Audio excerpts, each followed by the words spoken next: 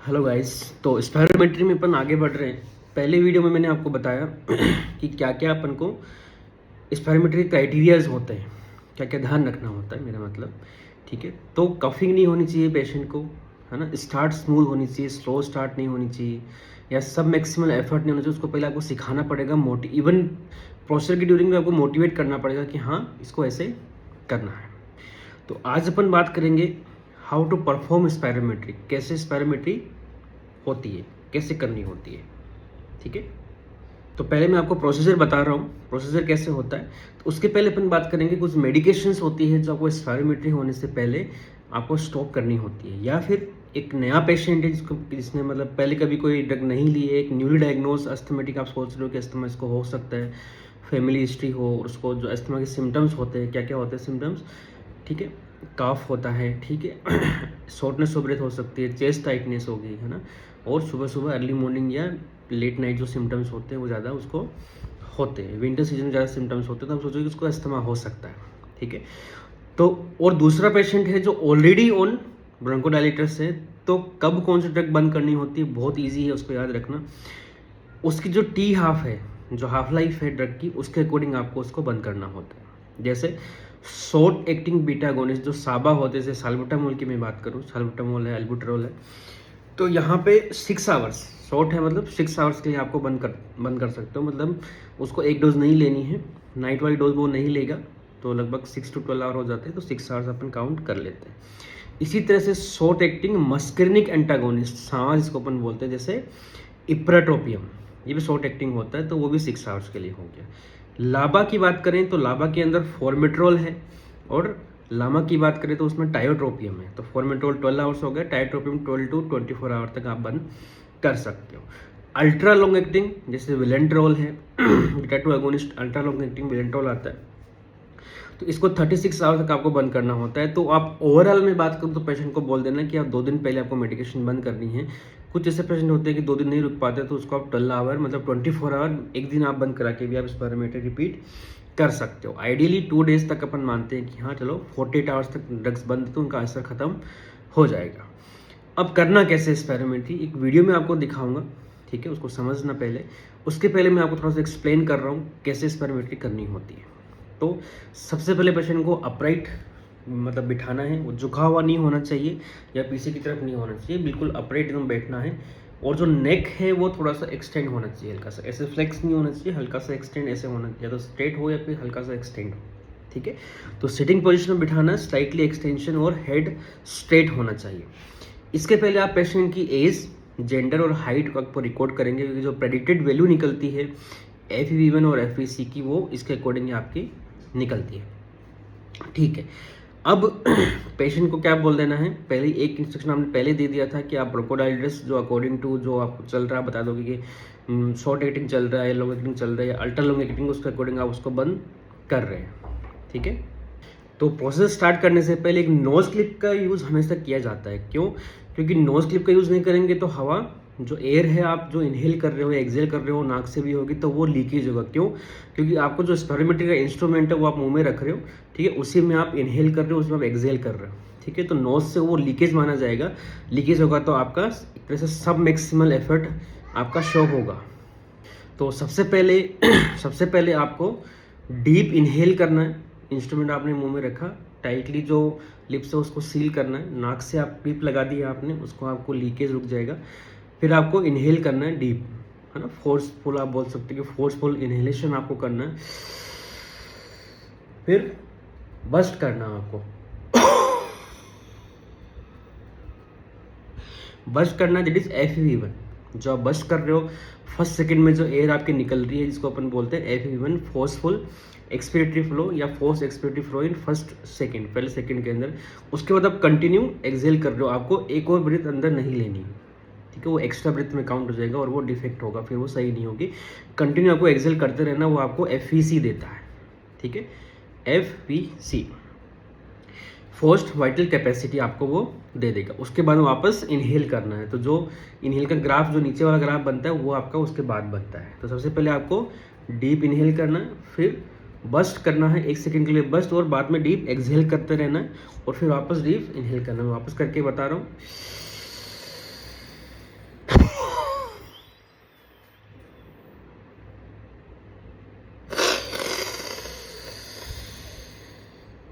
तो ये आपका कंप्लीट प्रोसीजर होगा, कंप्लीट यहाँ पे ग्राफ बनेगा, ठीक है। इंपॉर्टेंट यहाँ पे क्या है, प्रोसीजर आपको एटलीस्ट 3 टाइम्स करना होता है। एक टाइम में प्रोसीजर आपका नहीं होगा, वंस आपने किया 2 बार और करना ही है, चाहे कितने अच्छा आपने फर्स्ट किया हो। तो 3 टाइम्स एटलीस्ट 3 रीडिंग आपके पास में होनी चाहिए, और 3 रीडिंग से उनके अंदर जो डिफरेंस है लगभग 5% डिफरेंस हो सकता है, मैक्सिमम 5%, मतलब FE1 और FEC का डिफरेंस है 2 अलग अलग रीडिंग्स में, वो 5% से ज़्यादा नहीं होना चाहिए। उसमें भी आप बेस्ट रीडिंग आप यहाँ पे लेते हो, ठीक है। तो ये एक प्रोसेसर मैंने आपको ब्रीफली बताया। अब अपन एक वीडियो देखते हैं, वीडियो में आप अच्छे से समझना कैसे वो लोग स्पायरोमेट्री का ये करते हैं।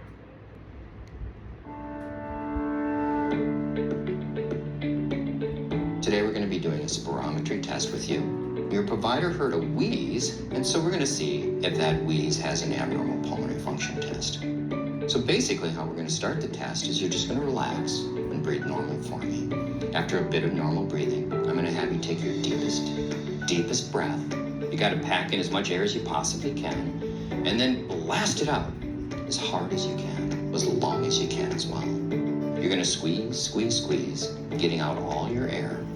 And when you have it all out, take the breath back in as hard and as fast as you can. I'll talk you through each step of the way. There's going to be some flashing lights. When it turns green, I want you to put it in your mouth and start breathing. I'm going to put a nose clip on so you can't breathe through your nose. Relax and breathe as normal as you can. After a couple normal breaths, when you're ready, take your very deepest breath. Pack in as much as you can. Big breath, now blast. Go long, keep going, keep going, keep going, keep going. Squeeze out all your air. Now, big fast in. Great, nice job.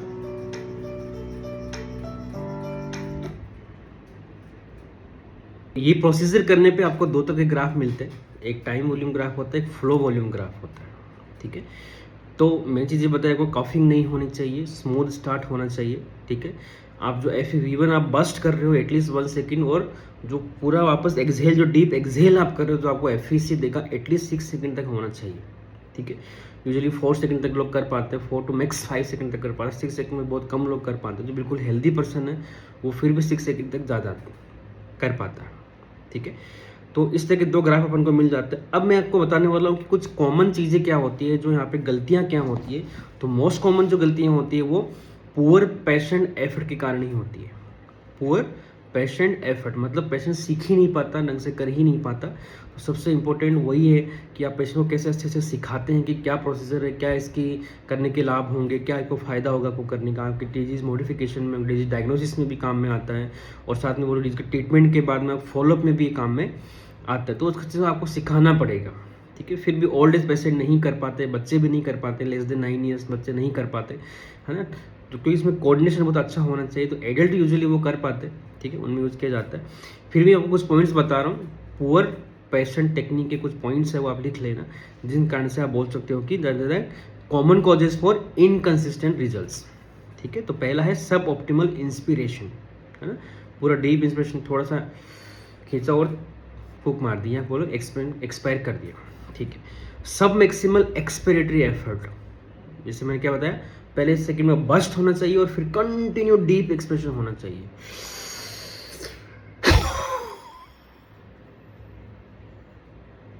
जितना आप Excel कर सकते हो, maximum Excel आपको आप मन में count कर सकते हो, उसको सिखा सकते हो कि आप मन में 6 तक काउंट कर लो, 1 2 3 4 5 6, तो आप 6 सेकंड लगभग कर लोगे वो, है ना।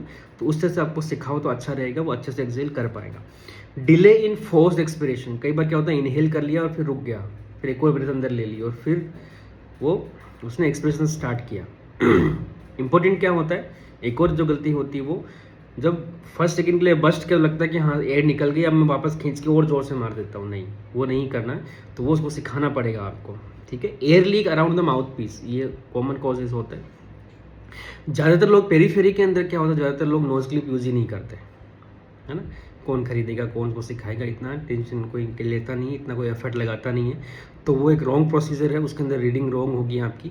वो लीकेज पहले से ही हो रहा है, आपको लगेगा FEV1 FEC दोनों ही कम आ रहे हैं, क्योंकि वो सब मैक्सिमल एफर्ट में काउंट होगा। लीकेज हो गया तो अमाउंट दोनों ही वॉल्यूम कम हो जाएंगे, आपको लगेगा रेस्ट्रिक्टिव डिजीज़ है, लेकिन ऐसा नहीं है। दूसरा कॉजेज होता है कनेक्शन, जो कनेक्शन, जो पुअर कनेक्शन आपके जो होते हैं, जैसे इंस्ट्रूमेंट का कनेक्शन पुअर है, जैसे एक्सप्लेन द प्रोसीजर करेक्टली, तो करेक्शन, सॉरी मैं अब, हाँ, तो जैसे मैंने आपको बोला कि लिप जो मतलब सीलिंग अच्छे से नहीं हो पाई है, या आपका जो जो इंस्ट्रूमेंट है उसमें कुछ डिफेक्ट, करेक्शन मतलब कनेक्शन ढंग से नहीं लगे हुए, लीकेज है वहाँ पे, या नोज क्लिप आपने यूज़ ही नहीं की, वो वाले कारण भी यहाँ पे आ जाएंगे। अब इसका करेक्शन अपन कैसे कर सकते हैं? तो पहला है उसको अच्छे से सिखाना, पहले आपको आना चाहिए।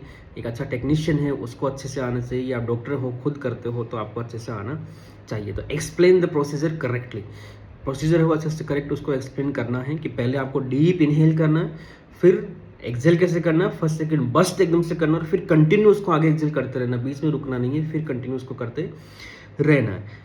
इवन प्रोसीजर आपको उसको इनकरेज करना पड़ेगा, yes yes yes, do it do it do it do it, like मैंने कहा कि इनहेल करो तो एक्सेल करो, तो यस यस कंटिन्यू, और एक्सेल करो, और निकालो, और कर एक्सेल, तो इसके से आपको उसको बताना पड़ेगा, तो आपको इनकरेज करना पड़ेगा even during the through out the procedure, ठीक है।